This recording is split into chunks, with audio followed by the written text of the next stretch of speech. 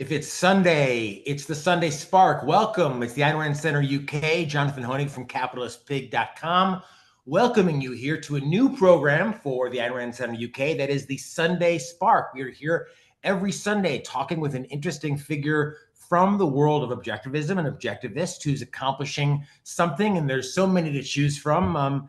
And learning something from him or her in the process and exploring our understanding of this philosophy for living on Earth. So we are here, we're here 7 days a week with original programming inspired by Ayn Rand's objectivism. This is the largest network in history, and you're a part of it by liking this program, by recommending it, by hitting us up with a super chat, and by sharing this video with a friend, because we're delighted to have Mark Shupe with us this morning. He's a longtime objectivist and a longtime practitioner of investment management. He has had a 30-year career in the investment management book, and a lot of what he has learned, he has put into a book of his own entitled "The Moneyball Method: A Middle-Class Manifesto for Objective Investing." So, Mark, we've got a lot to talk about. Thank you so much for being with us today. Well, thank you, Jonathan. I'm very excited and happy to be here, and I look forward to spending some time with you. Well, it's I love, objective investing is something I want to get into, but I want to start with just, if I could quickly, the title of the book. I mean, Miss Rand, to my knowledge at least, didn't write necessarily about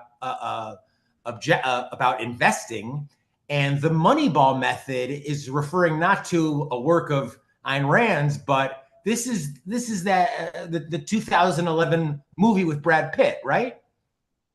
Yes, the movie was based on a book written by Michael Lewis, and the book was published in 2005, and it was about the 2002 Oakland A's and their division-winning season with the second lowest payroll for baseball talent in the major leagues.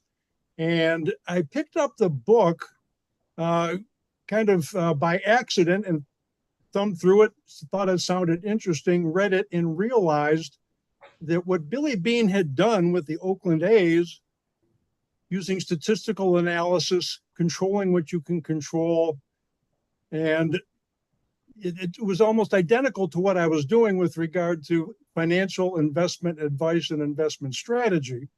So fortunately, I read the book before seeing the movie. The movie was very well done. But I realized that I was doing a version of Moneyball, because what Billy Beane did is he basically fired the scouting department and replaced it with objective evidence of statistics and computer software to evaluate those, identify the behaviors that players could control that would help win games, and basically to identify cheap talent. And that's where the analogy comes from. So taking maybe not Rand's razor, but Shupe's razor to all of the epistemologically unimportant elements of investing.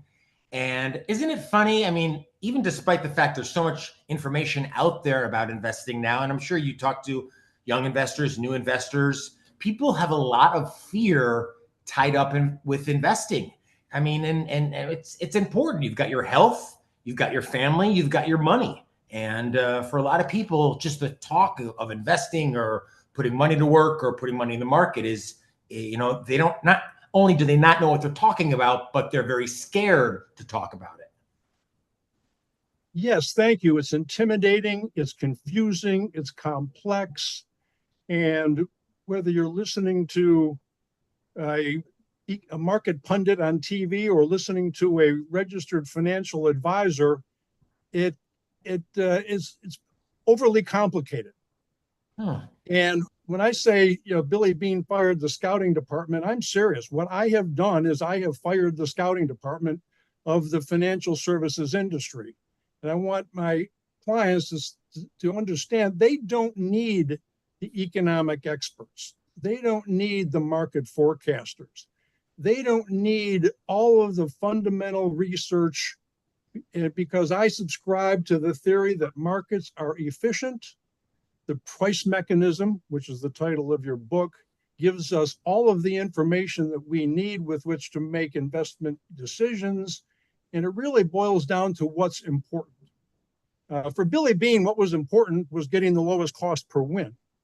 What matters to my clients is getting the lowest cost per win on their terms, which, as you alluded to, are their family, their goals and aspirations, their cash flow.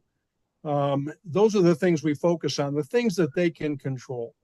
Well, this is a book, an investment book, I can say, and I haven't had the pleasure of reading the whole thing just yet, but that is like no other. It's the recipient of a very positive review from John Tammany online. So the buzz is already very high in the book. But I want to ask you, Mark, to some of your inspiration about the book. You know, we've been told that objectivism is a cult, and everyone has a story about being inducted into the cult. When did you first discover Ayn Rand? I would say 1998 or 1999. About 25 years ago, I had a positive impression of Ayn Rand, but I knew almost nothing about her. I knew she was a maverick. I knew she was brilliant. I knew she was a freedom fighter and an individualist. And I read a very brief article about a speech that she gave. It was in the Wall Street Journal. And what stuck with me is something Ayn Rand said. And she said, if you can't explain it in layman's terms, you don't understand it. And I remember as a young child, on my grandfather's bookshelf was Atlas Shrugged and The Fountainhead.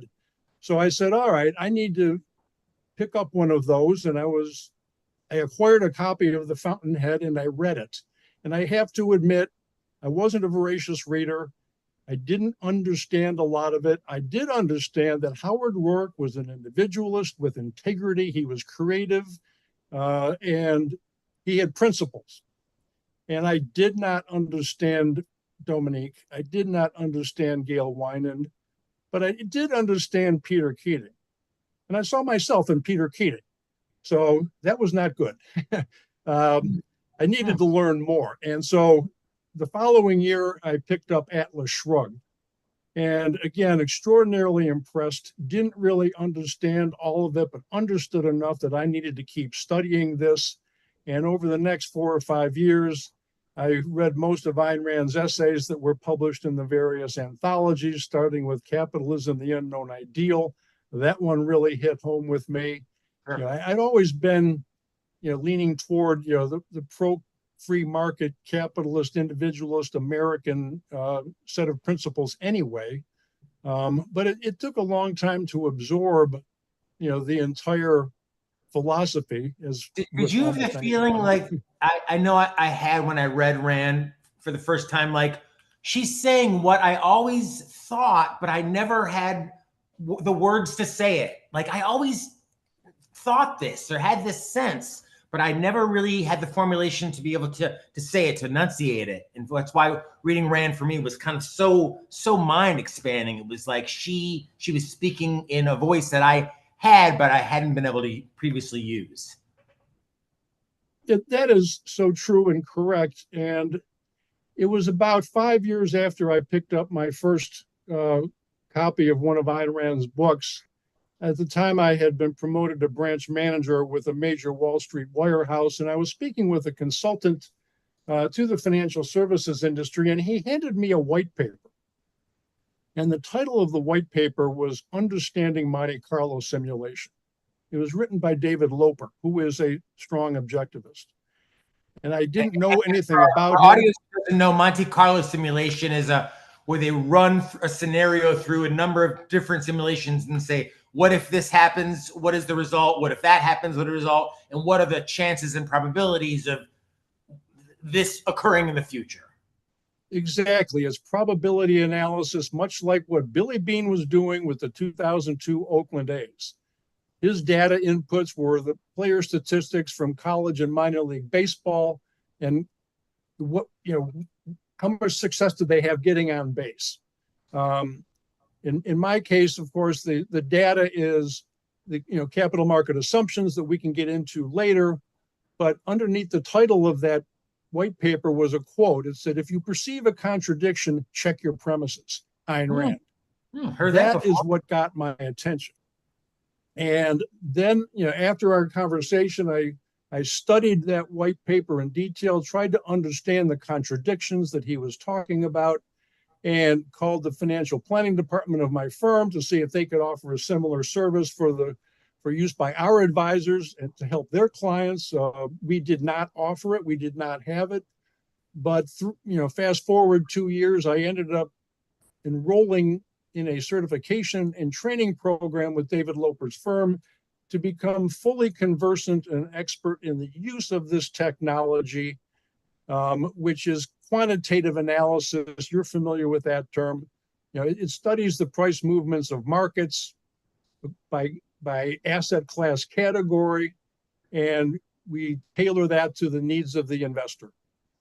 Well, and interestingly, Mark joins a number of very well-known, famous, and some a little bit infamous financial market practitioners, speculators, from Dmitry Belyazny to Victor Niederhofer, who are fans of Ayn Rand, who have studied Ayn Rand, who've written about Ayn Rand in the future, but so few have done what Mark has done, which is synthesized it. And, and this is the type of thing, interestingly, you dedicate it or specify it for middle-class people. So this is not something that necessarily, is for sophisticated, high net worth investors. This is something that everyday people can use to, at the end of the day, have more money on their bottom line.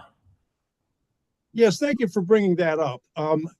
I put middle class manifesto in there for a reason. If your cash flow matters to your ability to meet your basic needs for living and do the things that you enjoy, then this is an important tool for making the investment strategy decision. If you are worth $100 million, cash flow is not an issue. And you might not benefit as much, from the cash flow analysis that I do using the Monte Carlo engine. And so in my experience with trust clients at the bank, I would say that anyone with a financial assets of $10 million or less would benefit greatly from this. So why did I write the book? 99.95% of the country. Which is, yes, exactly. And so as objectivists, who do we want to reach? How do we want to save capitalism from the mystical altruist collectivist axis that currently dominates the political landscape and the economic landscape and the financial investment industry, by the way, which really is, dominates the first 4 chapters of my book. Sure. Because what I discovered is the common mentality among both advisors and investors is predict the future and beat the market. Now, whose mentality is it? That's the authoritarian mentality, to beat the market. That's what government regulators do. That's what the Federal Reserve tries to do, is outguess, plan, and essentially whip the market to their whims. And I don't think that is the best way for an individual investor to go about making their investment decisions, because we do not control capital market performance. It's almost impossible to predict it. But what we can control is our savings habits, our investing habits, our exposure to market risk. And all of that comes down to what are the goals and aspirations that make life worth living? And that's chapter 8 of my book, introspection. Let's identify the things we know about and can control. That includes exposure to market risk. That's where the investment strategy decision comes in. But if we want to reach the large middle class audience and save capitalism, I believe that people need to practice capitalism on their own in their most personal microeconomic terms first, to fully understand it and appreciate it. The moral and the practical, once again, in moving together. And I want to thank Bonnie for her, not only her super chat, but her membership. If you are really hard up for cash, if you want to support us but can't afford to become a monthly member at our website, YouTube has an option that I believe is somewhere on the order of £5, maybe £10 a month. And it's great. You get to be part of our discussion. Bonnie asks, is this something that middle-class people can use even during the uncertainty of the Trump years. And I hear this a lot, Mark, as I'm sure you do too. They say, oh, you free capitalists. If we lived in a capitalist world and blah, blah, blah, blah, blah, but we don't.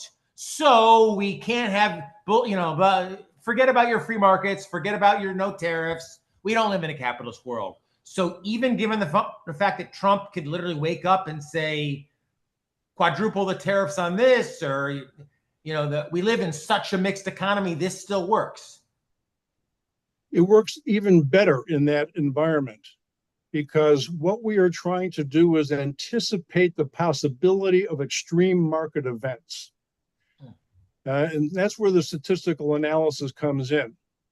It really doesn't matter if market outcomes fall within one standard deviation of the median. Now I'm getting technical here. But what happens in large deviation events? What happens in what so-called black swan events? You've heard of these.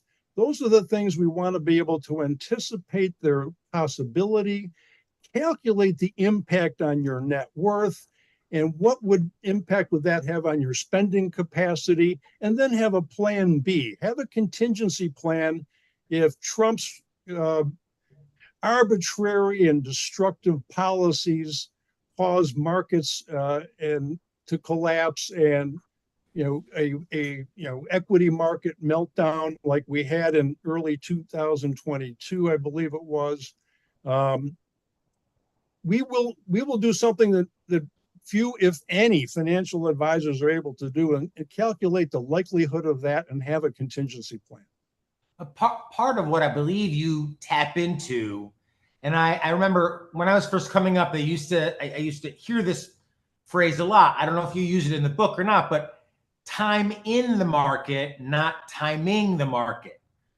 To take advantage of knowing that every number of years or months or a couple of decades, you're going to get one of these types of events.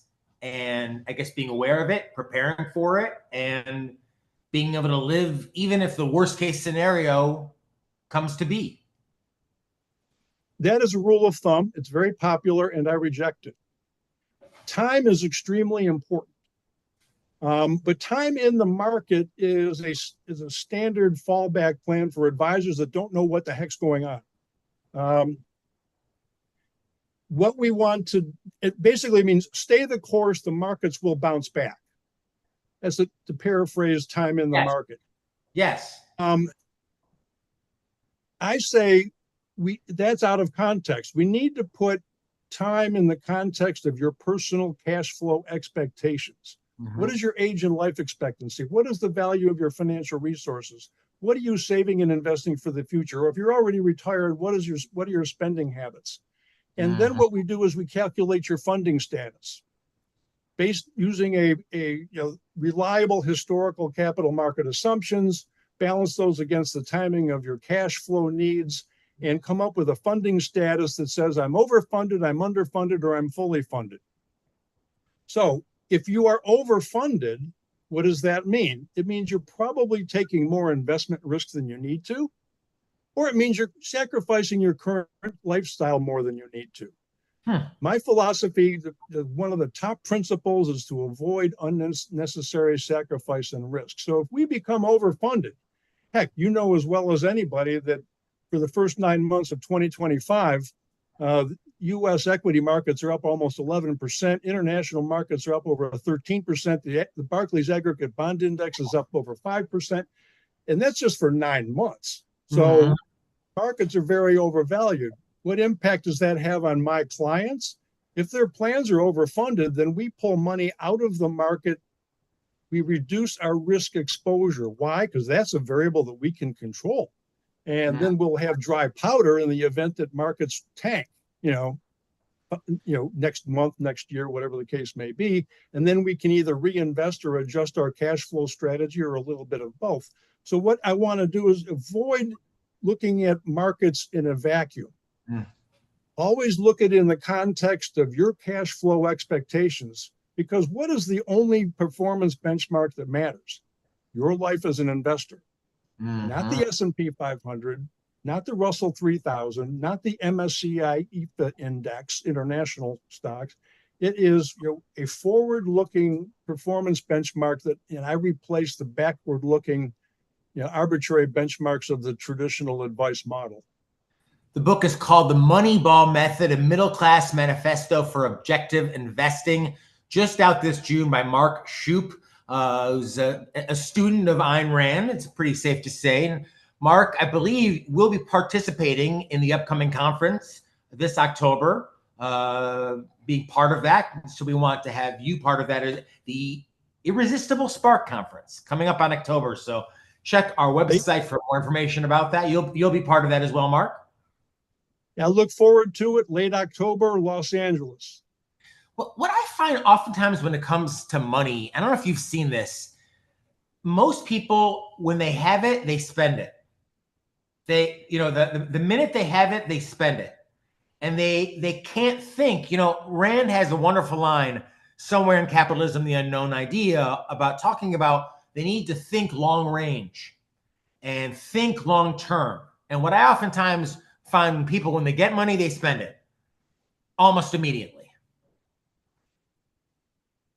Yes, and a corollary to that is when they do save and invest, the goal is to make money with minimal risk.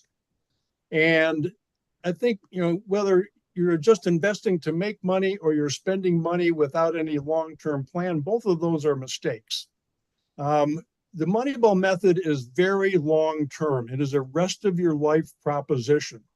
And as I mentioned earlier, we want to introspect about our future cash flow expectations.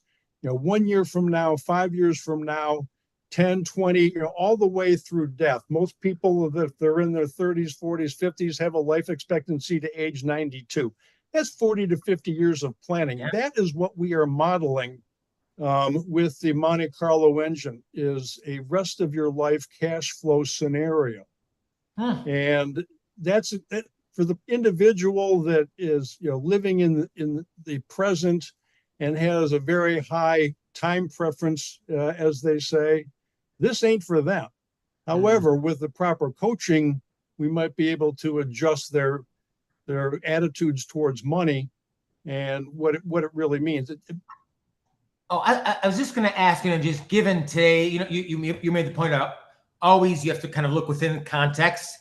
Given the inflationary context of kind of life in America today, even given the fact that I know it's way down from where it was just a couple of years ago, it's, inflation is still running hotter than the Fed would like. And, we still see the prices of a lot of goods. I kind of have to shake my head and say, wait a minute, like a drink at a good restaurant. Oh yeah, that's $20 now. Like no more. The days of like a $9 nice drink are gone. And we're not going to see that again. Yes, inflation is an insidious tax. It just eats away over a long period of time at your ability to live the kind of life you hope and expect. But with regard to what we do with it in the Moneyball method, is we anticipate that. I build in an inflation adjustment into all of our spending goals. It's a little arbitrary. We don't know exactly what price inflation is going to be and when, but at least when you make your investment strategy decision, what the baseline assumptions are. And that includes a lifetime 2% increase in all of your spending goals, or 3%, or whatever inflation adjustment. And then once we've established our baseline assumptions, then we can do a what if scenario. What if we're wrong? What if inflation's higher?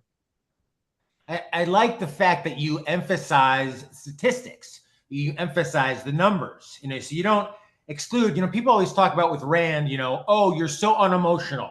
You take emotion, and that's not, I always feel like that's not true at all. I mean, emotion is full of, there's plenty of emotion but emotion doesn't drive the ship when it comes to objectivism, and doesn't drive your investment method either. Well, yes, and that's an important aspect of this. I have a section in the book titled, Put the Emotion Back into Investing. But it's got to be rational. As you know, there's a difference between rational and irrational emotions. And the efficient, the market pundits out there, as well as the regulators, the central bankers, they all believe that markets are inefficient. They all believe that we're all a bunch of emotionally driven, irresponsible, decision-making participants in a market that is unjust and unfair. And of course, they're rational, we're not. We are not irrational. There are irrational participants in the market, no doubt about it. That tends to even out. But money is not stupid. Money is production. Money flows to talent. Markets are generally rational. Markets are overwhelmingly efficient with regard to all the information that is available at any given moment in time. And the emotions that I just say, that's why when people bring me a stock and they say, this is a great buy, it's only 6 cents. It's only you'll love it at 3 cents. Oh, yeah. I see strong support at 0. So I like to tell the story of a investment manager that I ran across when I was working at the bank. The representative of the company came to us and he said, we do not have any price targets on any stocks. We do not have an opinion on the direction of interest rates. We do not care what the Federal Reserve does. This money, and that I thought I was going to be listening to a dog and pony show from a standard, mutual fund wholesaler about how their superior research drives their superior results. This fund company got my attention, and that's the exact same philosophy I use. We're firing the scouting department. Markets are efficient. Prices are information. Profits are justice. Money is production.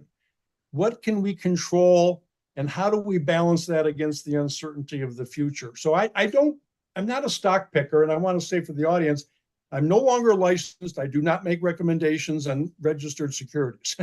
Get that out of the way. That's my disclaimer. But I don't think that stock picking and trying to predict the market, that's for people like you, not for my clients that I work with.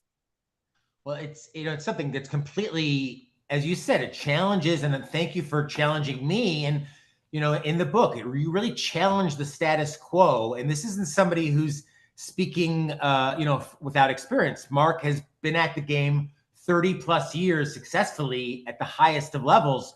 Enric, who's also a supporter, thank you for your generous contribution. Enric, number 3 on the XP rating right now. Still time to jump in.